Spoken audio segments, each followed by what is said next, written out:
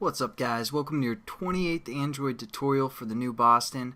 Again, we're going to be working with this text play class, or this text play activity that we set up. We're just going to set up our actual button. We've set up and pretty much finished our toggle button, but now we want to set up our check command button. So again, just go down below this line of where we closed off our setting up our onClick listener for a toggle button. Should be 2 brackets below. We're still within the onCreate method, and we're just going to quickly set up our button called check command. So we're going to type out the variable name, check command, or chk cmd, and then hit dot set onClick listener.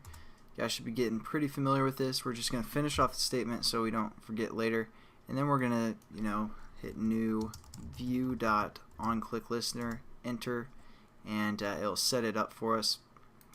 Now what we're going to do within here is basically we're going to see what text is in our edit view, and it's going to compare it to some commands that we're going to set up. So what we're going to do first is set up a new string variable, and we're going to call this check. And what we're going to do is we're going to pull from the edit text called input that we set up. So we're going to say input, and we're going to say dot, and we're going to say get text. It's a method that we can use that's editable from the edit text class, and this is just going to give us what text is within that edit text. And then what we're going to do is set it to a string, or convert it into a string variable. So we just hit dot and use the method toString. And you guys can always read over here to get a little more information if you guys want. But there we go. Now every time we click this check command button, it's going to change this check variable that we just set up to whatever is in our edit box. And again, here's our edit text. It's going to get the text from the box for the most part and then convert it to a string.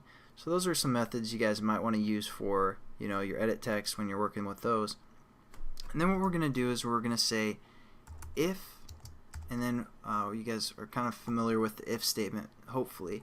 We're going to say if check, and we're basically going to compare it to a text that we want, or a command for the most part. So we're going to use a method.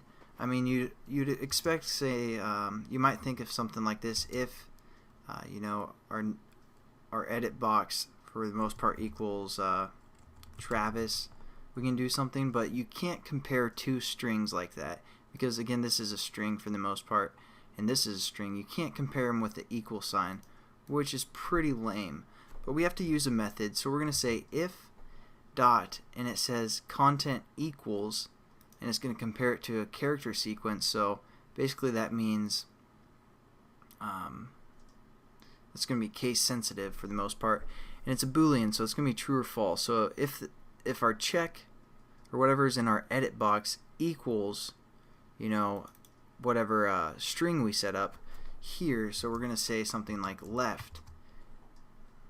If I can type left, and then we're going to set up a pair of brackets right here.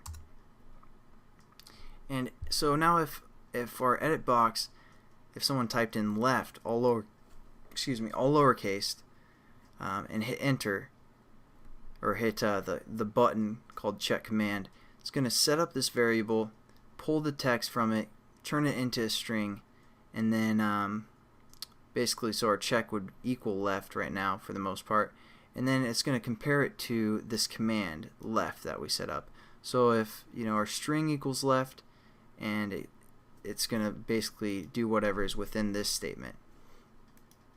And then we're going to say else, just like we did before, but now we can say if.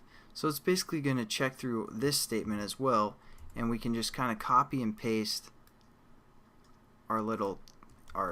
basically what we're checking here. And we're going to say if it equals center, and you guys can put another bracket here, and then we can also say else if, and then copy and paste, and this time we're going to say right.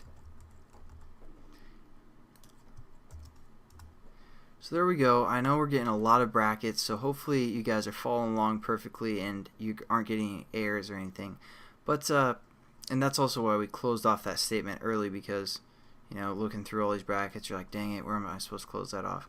For the most part, I mean, I don't know if that's confusing or not, but hopefully you guys follow along, and then we're going to set up what these are going to do within the next tutorial, as well as set up some more commands and just have some fun with this text. But that's just kind of the introduction to the else-if statements. We did the if-else the last tutorial for the most part, or 2 tutorials ago, I'm not for sure. But this is the if-else, and we also converted a edit text into a string. So that's what we've done, and then we compare basically 2 strings together by using this method content equals, and then whatever we want to compare it to. So hopefully that made some sense, and hopefully you guys are getting familiar with how to set up these buttons so you can tell your friends, hey man, if you have a button you need set up, I'm your man. But besides that, thanks again for watching. We'll hope to see you in the next tutorial. Have a good one.